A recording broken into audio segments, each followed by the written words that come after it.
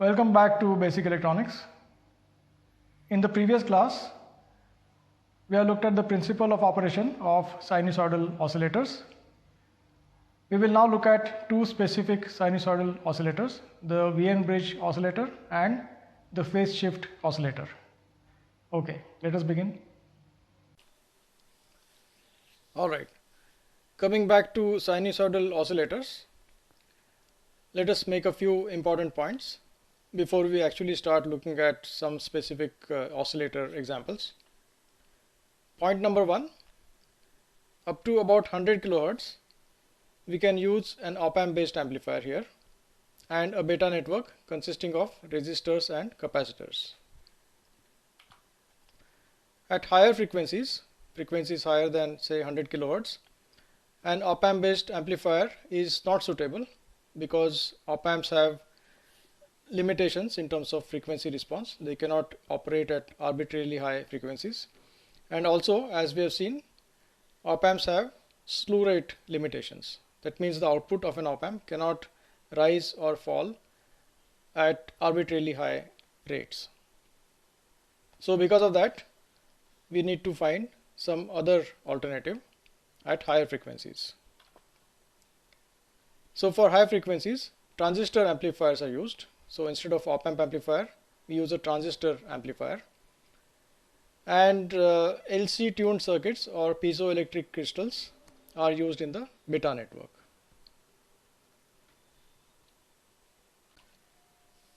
Let us start with the Wein bridge oscillator, and that has this particular beta network. This is our sinusoidal oscillator block, and right now we are not showing this gain limiter in this circuit, but when we look at a practical implementation, we will see how that can be handled. Alright, in this slide let us focus on the beta network, and then we will see how it can be all combined with the amplifier and the gain limiter. So here is our beta network. It has got this R and C in parallel and the same R, same C in series here. So this we will call as our impedance Z2 and this as impedance Z1. And now we need to calculate beta for this network. And before we proceed, let us specifically mention that this assumption is crucial here. This amplifier is assumed to have infinite input resistance, and therefore this current is going to be 0, and therefore whatever we calculate as beta will actually hold when we connect that network to a real amplifier. Let us now calculate beta. Instead of beta, we will actually calculate A times beta, because if you recall, the condition for oscillation is A times beta equal to 1. So it makes sense to calculate this product. And what we will assume is that the frequency of oscillation falls in the range in which this amplifier has a flat frequency response. That means its gain is just a constant, and that constant we will denote by this real number A. And now let us see what beta should be. What is beta? Beta is given by XF, which is beta XO, divided by the output here. XF is the quantity getting fed back to the amplifier, and XO is the actual output voltage. Coming back to our Wein bridge oscillator, where is our VO? VO is this. What is our XF or VF? The quantity that is getting fed back, that is here. That voltage is getting fed back to the amplifier, and therefore our beta is the ratio of VF and VO, and that by voltage division is Z2 by Z1 plus Z2, like that. So now it is a matter of substituting for Z2 and Z1. What is Z2? It is R parallel 1 over SC, that, and what is Z1? Is R plus 1 over SC. So this is Z1, this is Z2. Z2 by Z1 plus Z2. And we can simplify this and obtain this expression here, SRC in the numerator divided by SRC whole squared plus 3SRC plus 1. Now please don't take my word. Sit down with your pen and paper, start with this expression and make sure you actually arrive at this result. Alright, so what do we do next? Next we use the condition that A beta equal to 1, and A we will take as a real positive number, that is the gain of this amplifier. So what it means is that this part Z2 times Z1 plus Z2, which is the same as this part here, should be equal to 1 over A, so that the product of these two terms is 1. Let us substitute S equal to J omega in this expression, and then this is what we get. We have J omega RC in the numerator, which is a purely imaginary number, and we have this expression here in the denominator. The denominator has two parts, a real part which is 1 minus omega squared RC squared, and an imaginary part which is 3J omega RC. Now if this ratio has to be real, clearly the denominator also must be purely imaginary, and therefore 1 minus omega squared RC squared must be 0. So that gives us the condition for oscillation, the frequency required for oscillation, that is omega equal to 1 over RC. So when the circuit oscillates at this particular frequency, this cancels, and then we get J omega RC divided by 3 J omega RC, or just 1 by 3. That 1 by 3 should be equal to 1 by A, and that gives us the gain of the amplifier, which is 3. So if we hook up this circuit and make sure that the amplifier has a gain of 3, then it will oscillate at omega equal to 1 over RC.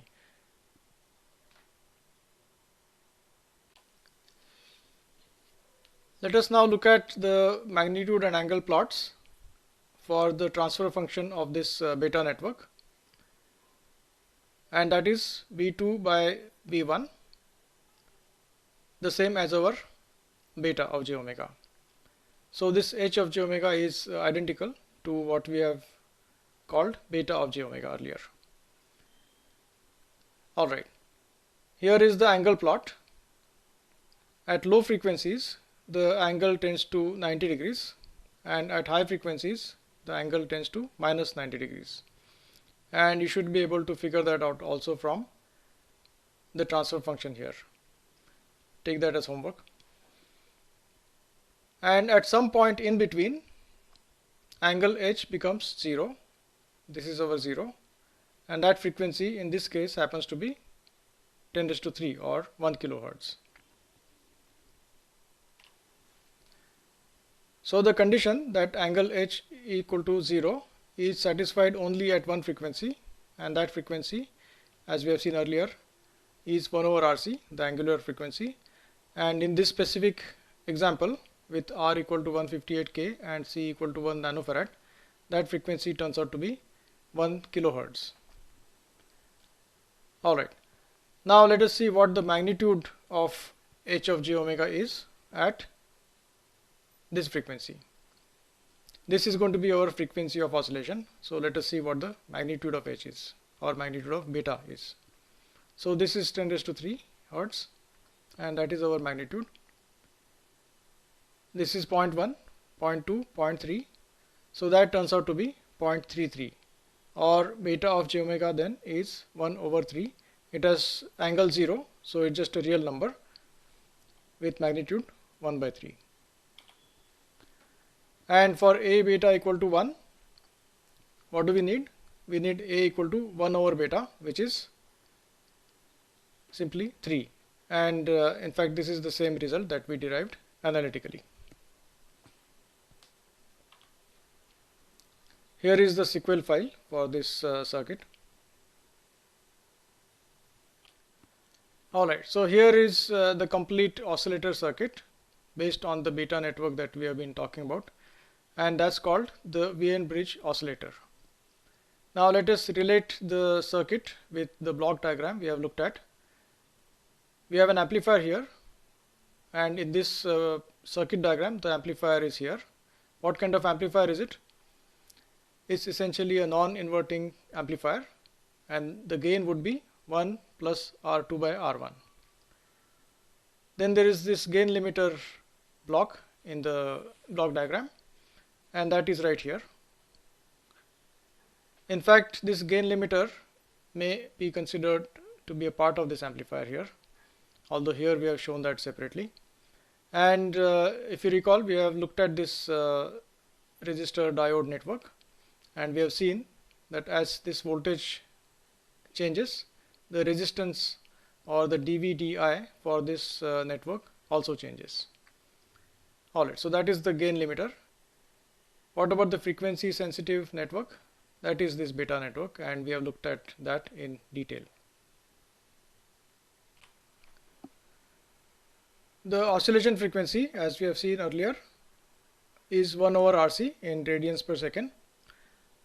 And when we substitute these values, which are the same as what we saw in the last slide, the frequency of oscillation in hertz turns out to be 1 kilohertz.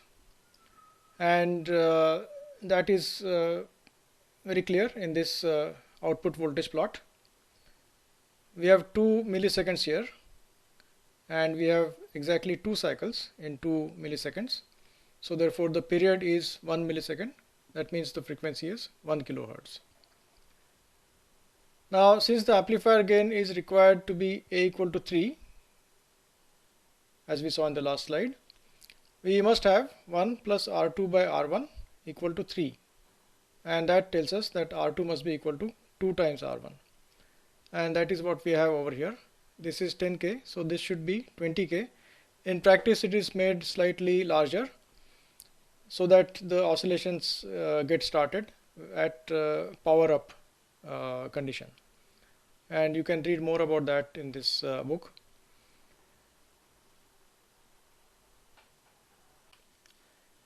Let us see how gain limiting is happening in this circuit.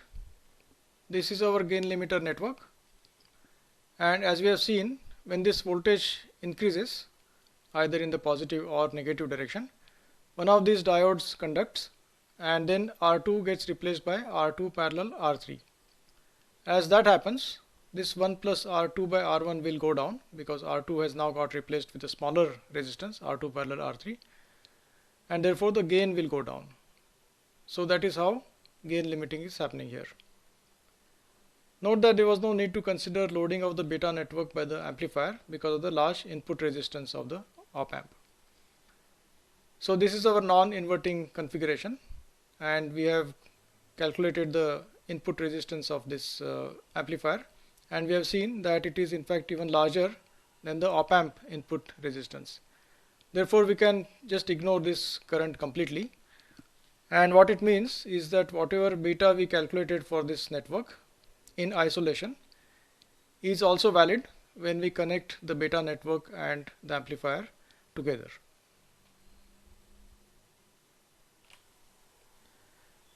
Here is another commonly used beta network, and that forms the basis of this circuit called the phase shift oscillator. We will look at the entire circuit later. For now, let us just focus on this beta network. This is going to be the output of our oscillator, which we have called XO earlier, and this current is going to be fed back into the amplifier. So this current is our XF, and the ratio of XF by XO, which is our beta, is in this case this current divided by this voltage, and of course both I and V are phasors. So let us calculate that first. We will assume that R1 and R2 are equal, and we will denote that by R, that is 10K in this example, and we will use G to denote 1 by R. That makes our equations a little easier to look at. Also the capacitances C1, C2, C3 are all equal and each one of them is 16 nanofarads. Alright, so to get I by V, let us use nodal analysis.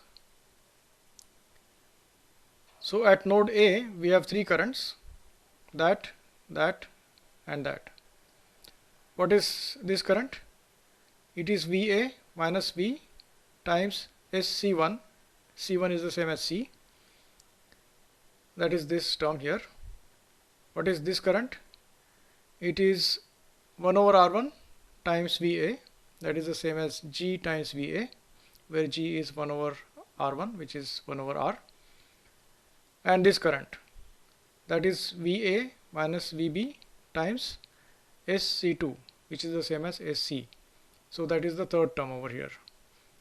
Similarly, let us write KCL at this node, these three currents now.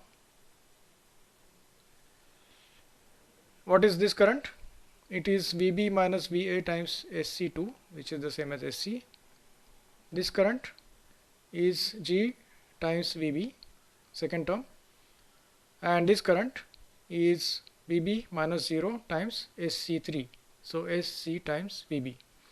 So these are the two equations that we have, and we have two unknowns here, VA and VB. We can solve for these two unknowns and then obtain I. Once we get I, we can get I by V.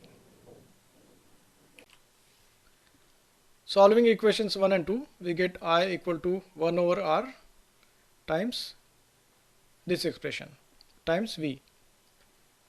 So I by V is all of this, and of course it has got units of conductance given by this 1 over R.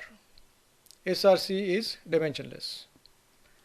Alright, let us now take a look at the magnitude as well as angle of I by V as a function of frequency. And these are computed with these specific numbers here, R equal to 10K and C equal to 16 nanofarads. So this is the frequency axis, frequency in Hertz. This is the magnitude of I by V, and this is the angle of I by V.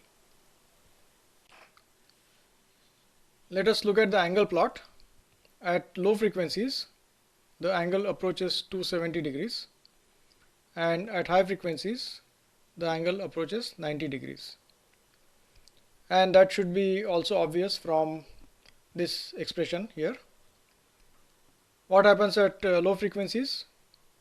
This term is small, this term is also small, so in the denominator we have only 1.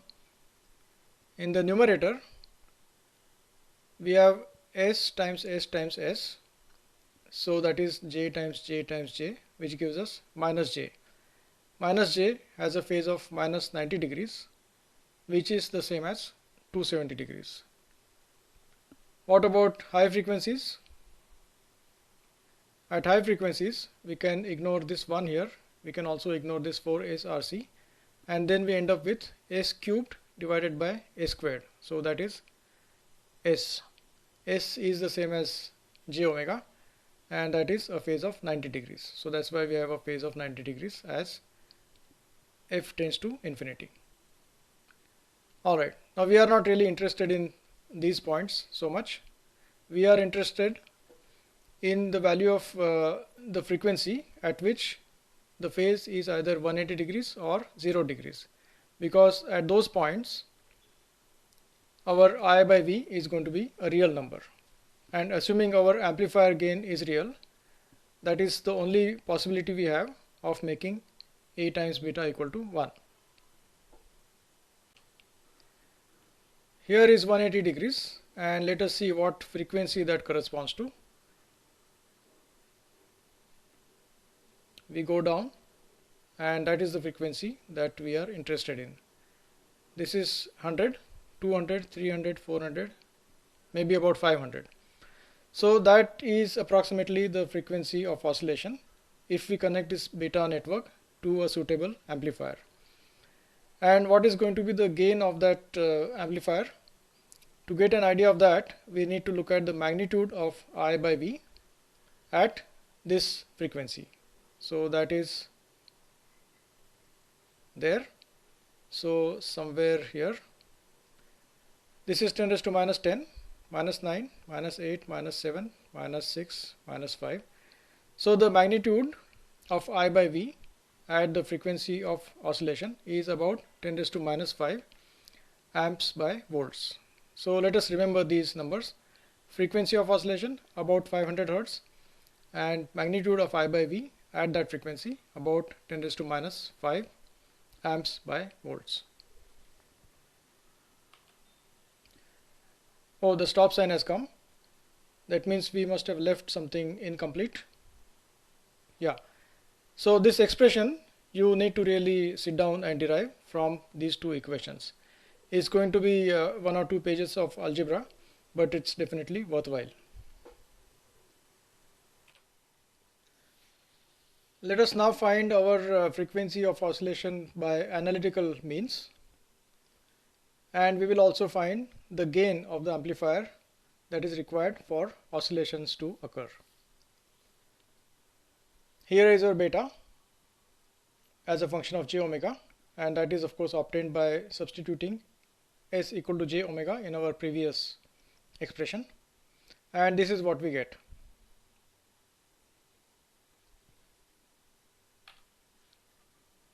Now we want beta to be a real number, assuming that our amplifier gain is going to be real, that is, it has no frequency dependence. What does it imply then? It implies that this numerator divided by denominator must be a real number. Now the numerator has j cubed in it, that is j times j or minus j.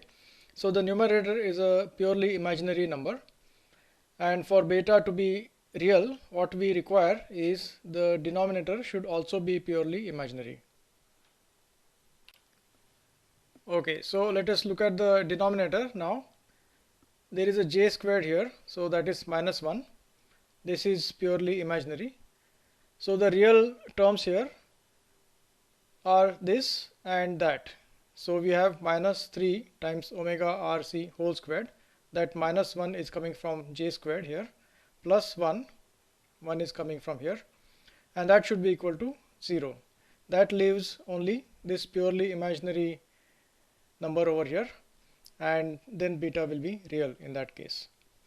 So that gives us omega 3 times omega RC squared equal to 1. So omega RC would be 1 by square root 3, and therefore omega would be 1 over square root 3 times 1 by RC. And we can obtain F0 by dividing omega 0 by 2 pi, and that gives us 574 Hertz. And if you recall, graphically we estimated our frequency of oscillation to be about 500 Hertz somewhere here when the phase was 180 degrees. So this agrees well with that. Now let us find the value of beta at omega equal to omega 0. What happens in the denominator? We have already seen that this term and this term will cancel, and we are left with 4j omega RC. Now at omega equal to omega 0, omega times RC is 1 over square root 3. So we can substitute for omega RC 1 over square root 3 both in the numerator and in the denominator, and that will give us beta like that. So beta at omega 0 is 1 over r, that term as it is, times j by square root 3 cubed, and this is coming from j omega RC. Omega RC is 1 by square root 3, so that is that. And in the denominator we have 4j times omega RC, and omega RC again is 1 over square root 3, so that is what we get. Now this j cubed is j times j, so that is minus j altogether. J will cancel with this j, and we are left with a minus sign, and this whole thing turns out to be minus 1 by 12r, and with r equal to 10k, this turns out to be minus 8.33 10 raised to minus 6, and the units of this are ampere per volt. And if you recall, we had estimated this quantity as well from the plots here, that is the magnitude of beta at omega equal to omega 0, and we had estimated that to be about 10 raised to minus 5 in the last slide. So this does agree well with that estimate.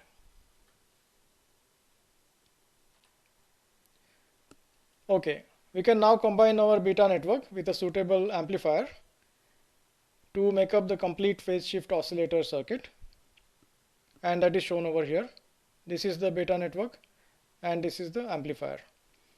Shown on the left here is our beta network as a standalone network, and this is what we considered earlier to derive the relationship between I and V here.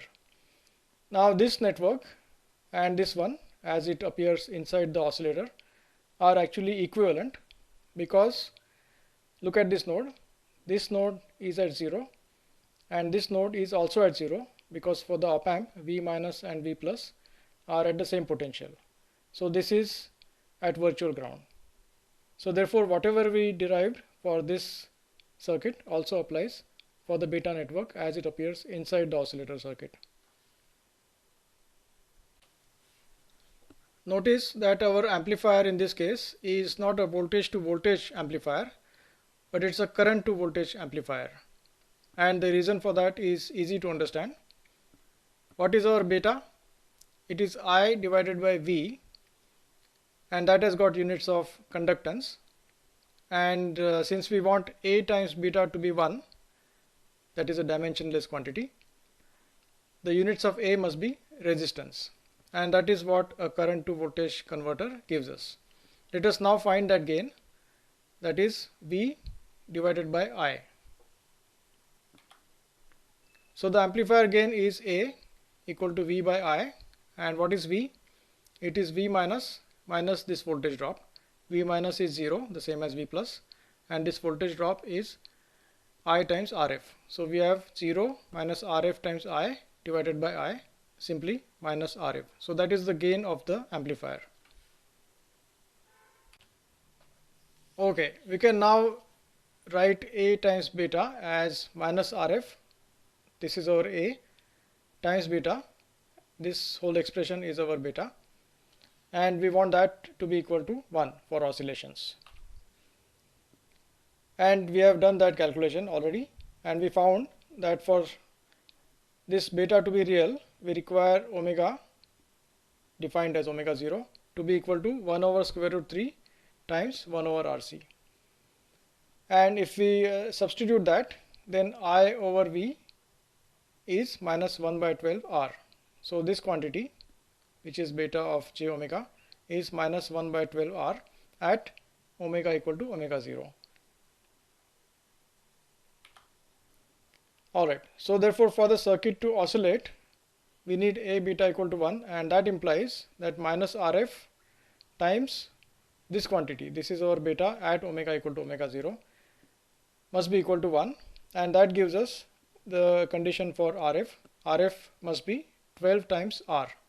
So this feedback resistance here must be 12 times this R. R1 and R2 are equal, and each one is equal to R. Similarly, C1, C2, C3 are equal, and each one is equal to C. So that's almost the complete phase shift oscillator, except we need to employ a gain limiter circuit to complete the oscillator design. So let us see how that is done. To summarize, we have seen how a sinusoidal oscillator is implemented in practice. We have seen two examples, namely the Wein bridge oscillator and the phase shift oscillator. In the next class, we will see how amplitude control can be implemented in a sinusoidal oscillator. See you in the next class.